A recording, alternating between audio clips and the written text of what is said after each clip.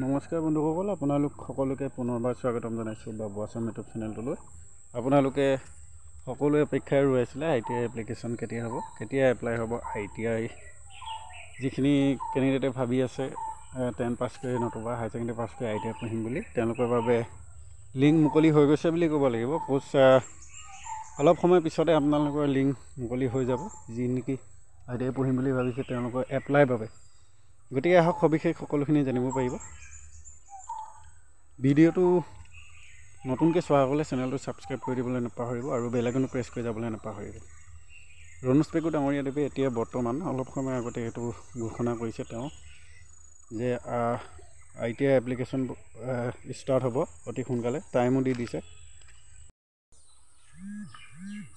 Time দিছে 22 মে 5 PM পৰা আপোনালোকৰ 10 জুনলৈকে আপোনালোকৰ এপ্লিকেশ্যন প্ৰক্ৰিয়া চলি থাকিব। আৰু ইয়াত কিছুমান ইম্পৰ্টেণ্ট নটিচ দি দিছে, আপোনালোকে পঢ়ি চাই লওক।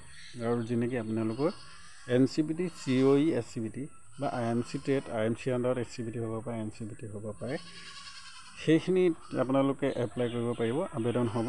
য'তে ইয়াত ভালদৰে আপোনালোকে দুটামান পইণ্ট লিখি দিছে।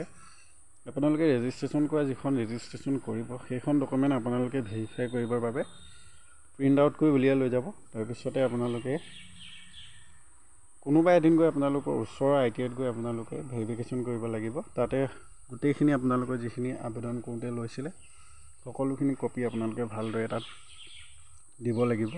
আৰু তেতিয়া আপোনালোকে ভেৰিফিকেশ্যন কৰি দিব। ভেৰিফিকেশ্যন হোৱাৰ পিছতহে তাতে দুটা পইণ্ট এনেকৈ লিখি দিছে। তাৰপৰা ভেৰিফিকেশ্যন যিখন হ'ব সেইখন দিব আপোনালোকৰ মোবাইললৈ SMS আহিব। এইটো বহুত এটা ডাঙৰ প্ৰচেছ বুলিয়ে ক'ব লাগিব। এইখিনিৰ ওপৰত মই ভিডিঅ' বনাই থাকিম। আপোনালোকে বৰ্তমান এপ্লাই কৰি লওক। জানিবলগীয়া থাকিলে আপোনালোকে কমেণ্ট কৰিব, মই ভিডিঅ'ৰ যোগেদি জনাই দিম। তাৰপিছত আপোনালোকৰ ছাকচেছফুল ভেৰিফিকেশ্যন হোৱাৰ পিছতে আপোনালোকে নিজৰ টেট বা নিজৰ ডিষ্ট্ৰিক্ট ছিলেক্ট কৰিব পাৰিব। সেই তেনেধৰণৰ কথা থাকে, পিছত মই ভিডিঅ'ৰ যোগেদি আপোনালোকক জনাই দিম। আপোনালোকে ছাবস্ক্ৰাইব কৰি ৰাখিব। আৰু আবেদন আপোনাৰ 22 মে'ৰ পৰা 22 মে 5টা বজাৰ পৰা আপোনালোকৰ আবেদন হৈ থাকিব। গতিকে আজিলৈ ভিডিঅ'টো ইমানে। যদি চাই ভাল পালে লাইক, কমেণ্ট, শ্বেয়াৰ আৰু ছাবস্ক্ৰাইব কৰি বেল আইকনটো প্ৰেছ কৰি যাবলৈ নাপাহৰিব।